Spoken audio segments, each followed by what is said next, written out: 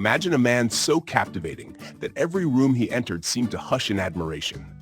His name was Dar Adomi, a tall, striking figure with rich ebony skin and a perfectly groomed beard. His voice, smooth and melodic, had a way of disarming even the most guarded hearts. In the bustling streets of Lagos, where success was celebrated like a king's coronation, Dar wore his achievements like a crown.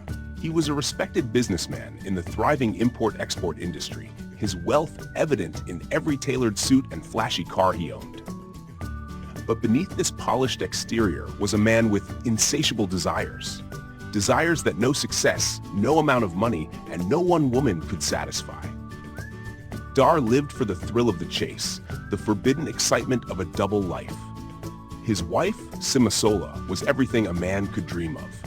Her smooth caramel skin, large, expressive eyes, and graceful walk had made her the envy of many.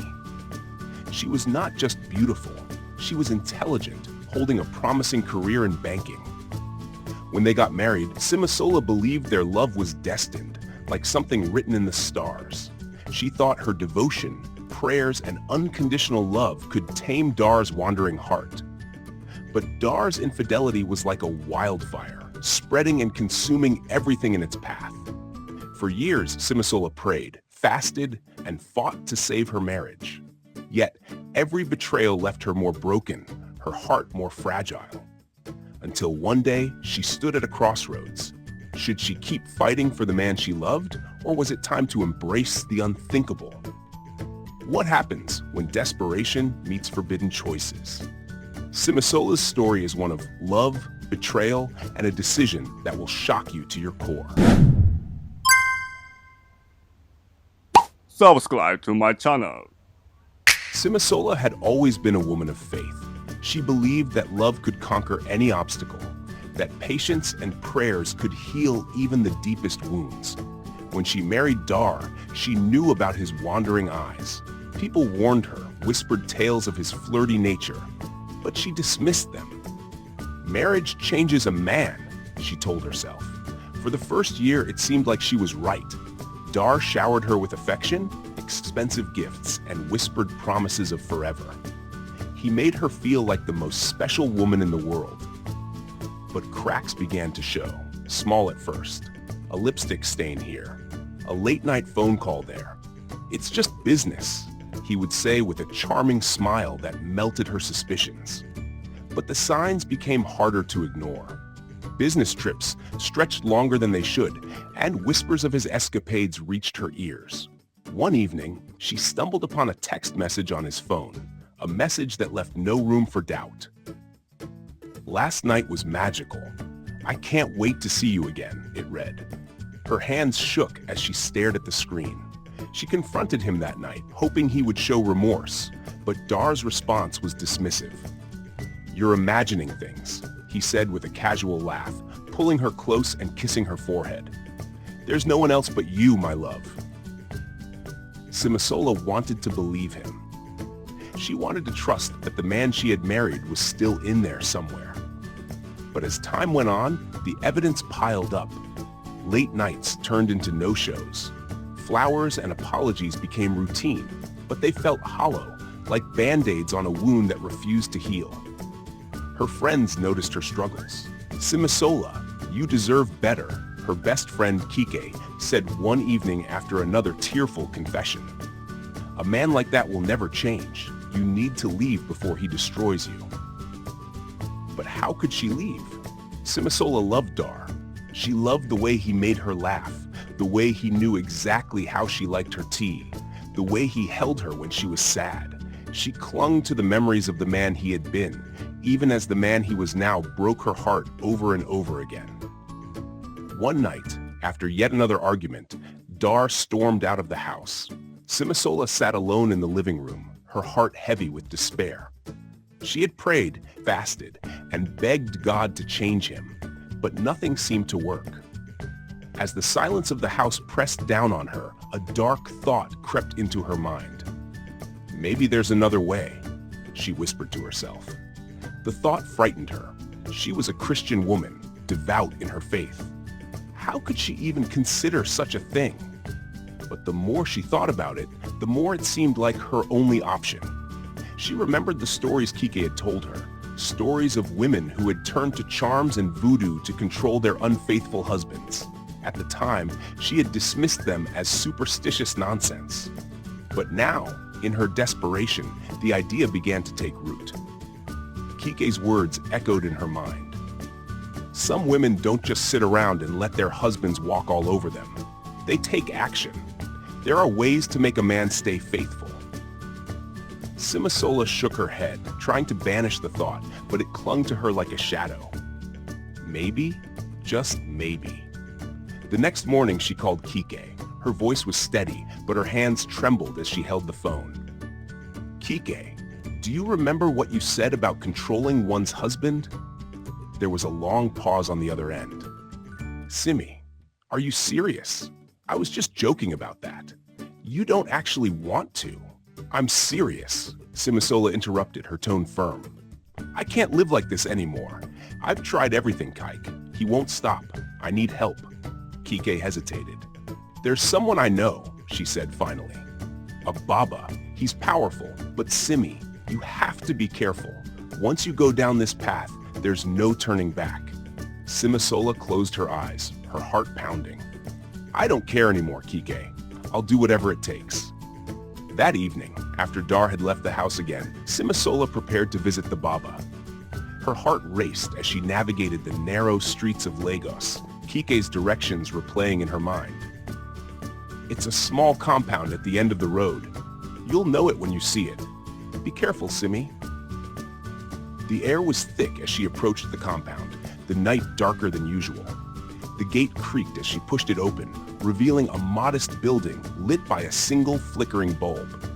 The smell of damp earth and incense filled her nostrils, making her stomach churn. An elderly woman with a crooked back and piercing eyes appeared in the doorway. She said nothing, only gestured for Simasola to follow her. The woman led her to a dimly lit room draped in faded red and black cloths. In the center of the room sat a low table surrounded by strange items. Bones, feathers, candles, and bottles filled with dark liquids. At the far end of the room sat Baba Oru, a man whose presence was as powerful as it was unsettling.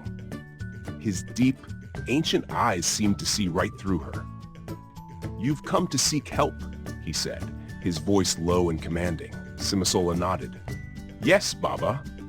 I need your help. The old man studied her for a long moment before speaking. Help comes with a price, daughter of man. Do you know what you ask? Simasola's voice trembled. I do. Baba Oru leaned forward. Tell me why you have come. As Simasola began to speak, pouring out the pain and betrayal she had endured, Baba Oru raised a hand to silence her. I see your heart is heavy, he said. You seek to bind your husband, to make him faithful. But remember, every action has consequences.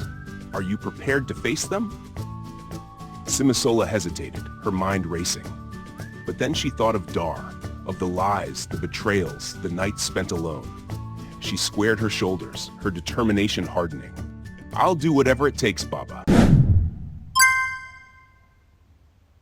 Subscribe to my channel. Baba Oru's gaze bore into Simasola as he rose from his seat. The air in the room felt heavier, almost suffocating. He walked to the back of the room, where shelves lined with strange artifacts gleamed faintly in the dim light. After a moment, he returned with a small, carved wooden box. Inside this box lies a charm, Baba Oru said, his voice steady and measured. It will bind your husband's desires to you. For 7 nights, you must place it beneath his pillow. During this time, he will find himself unable to stray. On the 7th night, you must cast the charm into the river. Only then will the ritual be complete. Simasola's hands trembled as she took the box. And this will stop him from cheating?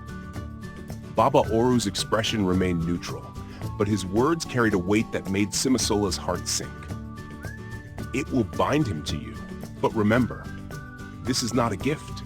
It is a tool, and all tools have their price. If you fail to follow my instructions, the consequences will be dire. What kind of consequences? Simasola whispered. the old man's gaze darkened. The charm's power is not to be trifled with. If misused, it will rebound on you. Do exactly as I say, or face the wrath of forces far beyond your understanding. Simisola nodded, swallowing the lump in her throat. I'll do as you say, Baba. I'll follow the instructions. With that, Baba Oru dismissed her, and Simisola left the shrine, clutching the box tightly to her chest. The streets of Lagos felt eerily quiet as she made her way home, the weight of her decision pressing down on her. She repeated Baba Oru's instructions in her mind like a mantra, determined not to make a mistake. That night, Dar came home late as usual. Simisola watched him enter the house, his shirt slightly wrinkled, the scent of cheap perfume lingering in the air. He barely acknowledged her as he dropped his keys on the table and headed for the bedroom. Simisola followed him quietly, the charm hidden in her pocket. As Dar lay down and drifted off to sleep, she slipped the small box beneath his pillow, her heart pounding with every movement. For the first time in years, Simisola felt a flicker of hope. Maybe this will finally work, she thought, her eyes welling with tears. Maybe this will bring him back to me. The next morning, Simisola woke up before Dar, her heart racing as she removed the charm from beneath his pillow. He seemed unchanged, his usual indifferent self, but she reminded herself that the ritual was not yet complete. She went about her day as usual, cooking breakfast, preparing for work, and keeping up appearances. But as the days passed, Simisola began to notice subtle changes in Dar's behavior. He stayed home more often, his phone calls less frequent. The nights he spent out dwindled, and for the first time in years, he seemed almost present. Still, something felt off. Dar's mood grew darker, his temper shorter. He seemed restless, as though something unseen was gnawing at him. Simisola brushed it off, chalking it up to the charm working its magic. By the seventh night, she was both hopeful and anxious. She had followed Baba Oru's instructions to the letter, and now all that was left was to complete the ritual. Late that night, after Dar had fallen asleep, Simisola retrieved the charm and slipped out of the house. The streets were quiet as she made her way to the Lagos Lagoon, the dark waters reflecting the faint glow of the moon. Standing at the edge of the water, she clutched the charm tightly in her hands. Her mind raced with thoughts of what this moment meant. "This is it," she whispered. "This will save us." She closed her eyes and prayed silently, then threw the charm into the river. It sank quickly, disappearing beneath the surface. Simisola exhaled deeply, a wave of relief washing over her. She had done everything she could. Now, all she could do was wait. The following days brought a strange sense of peace. Dar's wandering eyes seemed to have vanished, and he even began to show small signs of affection, holding her hand, sitting with her during meals, and listening to her stories. For a brief moment, Simisola allowed herself to believe that the charm had worked. But then, things took a dark turn. One evening, as Simisola prepared dinner, she noticed a strange rash forming on her arms. At first, she dismissed it as an allergic reaction, but by the next day, the rash had spread, turning into painful boils. Her body ached, her skin burned, and her strength began to wane. Dar noticed her condition, but said little. He sat in the living room, watching her with an expression she couldn't quite place. Was it concern? Pity? Indifference? As the days went on, Simisola's condition worsened. The boils spread across her body, oozing and painful. She visited doctors, but none could explain her illness. They prescribed creams and painkillers, but nothing worked. Her once radiant face became unrecognizable, her body frail and weak. One night, as she lay in bed, barely able to move, Simisola called out to Dar. "Please, help me," she whispered, her voice hoarse. Dar stood in the doorway, his expression unreadable. "I can't," he said softly. "This isn't something I can fix." Tears streamed down Simisola's face. "Why? Why is this happening to me?" Dar hesitated, then stepped closer. "You don't understand, do you? You brought this on yourself, Simisola. You tried to use a charm against me, but you didn't know the price." Her eyes widened in shock. How do you know? Dar's voice was calm, almost detached. Because I've seen it before. My life is protected, Simisola. Anyone who tries to harm me, it always comes back to them. It's the curse I carry, the price of my survival. Simisola stared at him, her mind racing. What are you saying? Dar's expression hardened. I'm saying that you shouldn't have tried to change me. Now, you're paying the price. Simisola's condition continued to deteriorate, and within weeks, she was gone. Her death left a void in the lives of those who loved her. But for Dar, it was just another chapter in his cursed life. Subscribe to my channel. Dar stood in the middle of the living room, staring at the framed photograph of Simisola that still hung on the wall. It was taken on their wedding day, a day full of promises, love, and hope. Simisola had looked radiant in her white gown, her smile wide and genuine. But now, that smile was a painful reminder of everything he had destroyed. Simisola was gone, and the house was silent. Her absence was palpable, lingering in the air like a heavy mist. For a fleeting moment, Dar felt a pang of regret. She didn't deserve this, he thought. But as quickly as the thought came, it was buried beneath his arrogance. She brought this on herself. She should have known better. Dar resumed his life as if nothing had happened. He attended parties, sealed business deals, and surrounded himself with women who adored him. His charm was as potent as ever, and the whispers about Simisola's mysterious death barely fazed him. But beneath the surface, things were beginning to unravel. 3 weeks after Simisola's funeral, Dar's latest business venture, a multi-million naira import deal, collapsed unexpectedly. A shipment that was supposed to secure his financial stability was seized at the port due to a mix-up in paperwork. Dar's frustration boiled over as he shouted at his employees, blaming them for the disaster. But deep down, he knew it wasn't just bad luck. That night, Dar had a dream. He was standing in a dense forest, the air thick with an eerie silence. Ahead of him stood his grandmother, her face a mask of sorrow. She reached out to him, her voice heavy with warning. "Dar, you've turned your back on everything I sacrificed for you," she said. "I gave my life to protect you, but you've used that protection to hurt others. The balance has been broken. Your reckoning is near." Dar woke with a start, sweat dripping down his face. He dismissed the dream as nothing more than a trick of his subconscious, but it lingered in his mind like a shadow. The cracks in his life widened. Aisha, the young woman he had been flaunting since Simisola's death, left him without warning. She packed her things and disappeared, leaving behind a single note. "I can't live like this. I refuse to end up like her." Dar crumpled the note in his hand, anger bubbling in his chest. How dare she compare herself to Simisola? He convinced himself that Aisha was just another woman who couldn't handle his lifestyle. But her departure left him feeling more alone than ever. A week later, disaster struck again. Dar received a frantic call from his warehouse manager. A fire had broken out, and despite all efforts, it had engulfed the entire building. By the time Dar arrived, there was nothing left but ashes. His entire inventory, everything he had worked for, was gone. Dar stood in silence, staring at the smoldering ruins. The smell of burnt wood and plastic filled his nostrils, and for the first time in his life, he felt truly helpless. His mind raced with questions.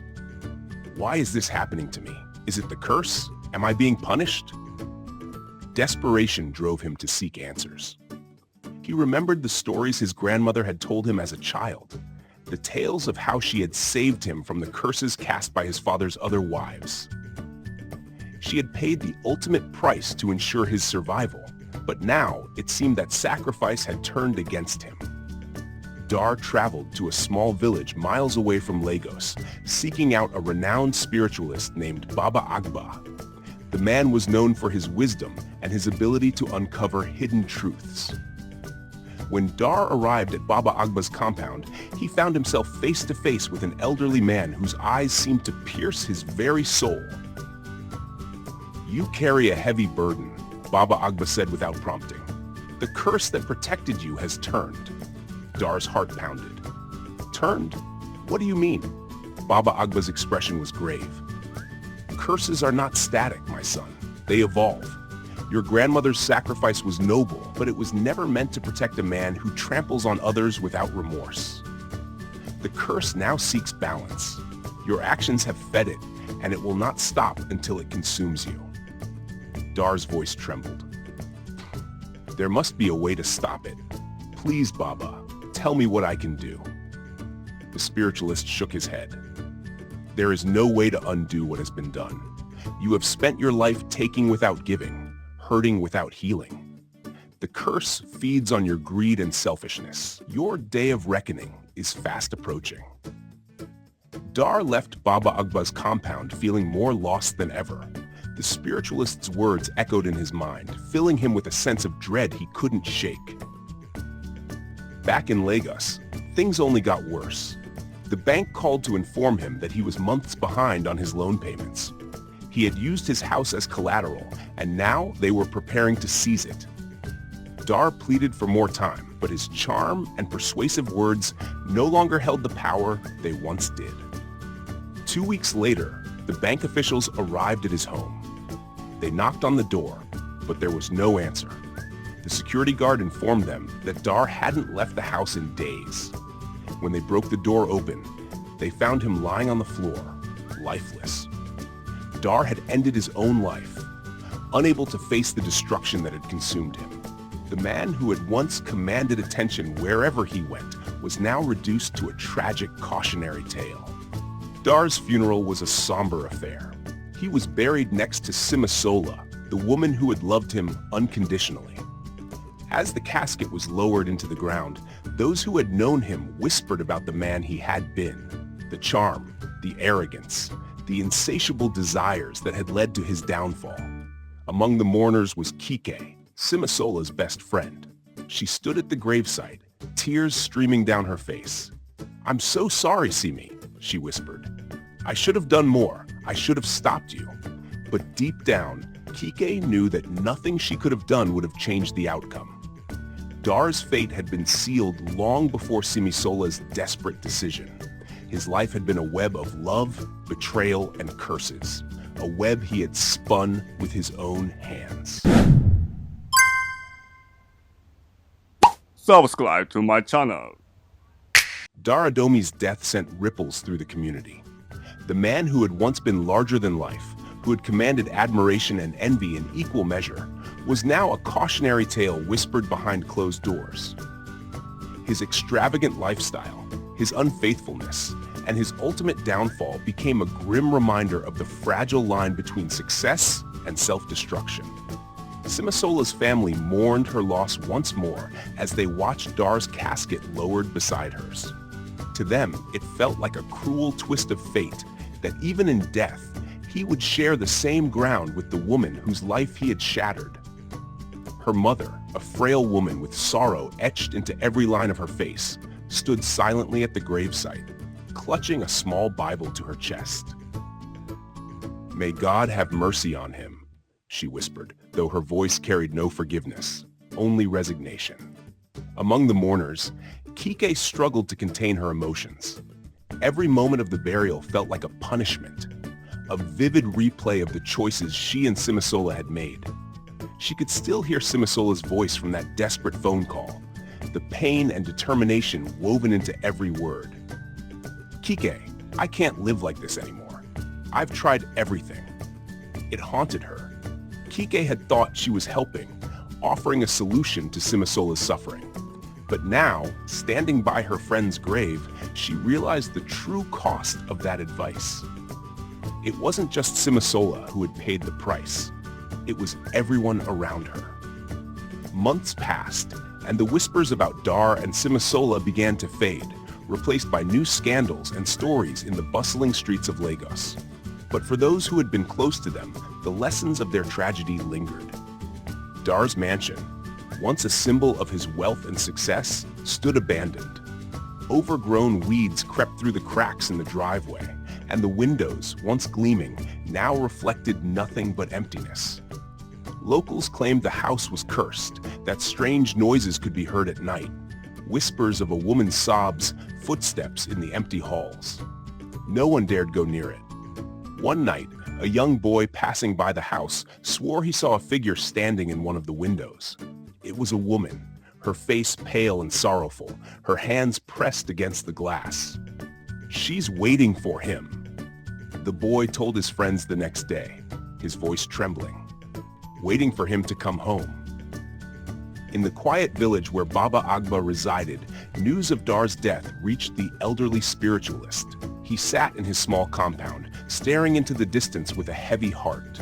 He had seen this outcome long before Dar had stepped through his doors, but he knew there had been no way to change it.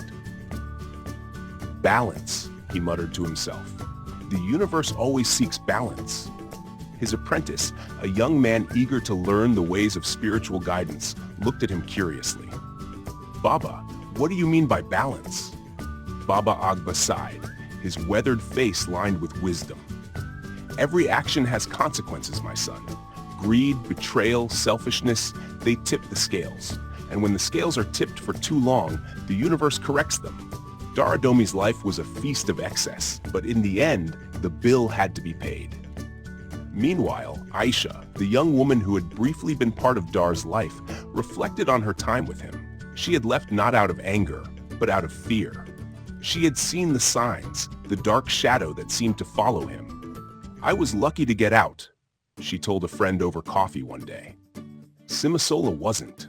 "I'll never forget her face, her suffering. I don't want that to be my story." Her friend nodded, the weight of Aisha's words hanging in the air. "Do you think he ever regretted it? Hurting her, I mean?" Aisha paused, staring at the steaming cup in her hands. "Maybe in his own way, but men like Dar, they live in a world where regret doesn't change anything. They think they're untouchable until they're not." In the weeks following Dar's burial, the whispers about his life and death evolved into a cautionary tale told at gatherings and family meetings. Parents warned their daughters about the dangers of ignoring red flags, and elders reminded the younger generation of the importance of integrity and humility. Dar Adomi was a man who had everything, they would say, but he lost it all because he didn't know how to cherish what truly mattered. Simasola's legacy, however, was different. While Dar's name became synonymous with arrogance and betrayal, hers was remembered with warmth and sorrow. She was the woman who had loved deeply, who had given everything for a man who couldn't see her worth. Her story became a reminder of the strength it takes to walk away from what no longer serves you. In church meetings, women shared her story, not as a tale of despair, but as a lesson in self-worth. Simasola taught us that love isn't enough when respect is absent, one pastor said during a sermon. We must value ourselves as God values us. Do not sacrifice your joy for someone who cannot see your worth. Dar's house was eventually repossessed by the bank, but no one wanted to buy it. The once grand mansion stood as a silent monument to the dangers of unchecked desires. Children avoided it, calling it the House of Shadows, and locals swore they could feel an unnatural chill whenever they passed by. Kaike, racked with guilt, decided to dedicate her life to helping women like Simasola. She started a foundation aimed at supporting women in toxic relationships, offering them resources, counseling, and a safe space to heal. She named it Simasola's Light, a tribute to her best friend's enduring strength and the lessons she had left behind. "I couldn't save her," Kike said at the foundation's opening ceremony, tears streaming down her face. "But I can honor her by making sure no other woman feels as alone as she did." And so, the story of Dar Adomi and Simasola became more than just a tale of love and betrayal. It became a lesson for generations to come, a reminder that the choices we make, no matter how small, shape our destinies. For in the end, it is not wealth, charm, or power that defines a person, but the way they treat those they claim to love. Moral of the story: love cannot thrive without respect, trust, and integrity. True happiness comes from cherishing what you have and treating others with kindness and compassion. Selfishness and betrayal may bring temporary satisfaction, but they lead to lasting consequences. Subscribe to my channel.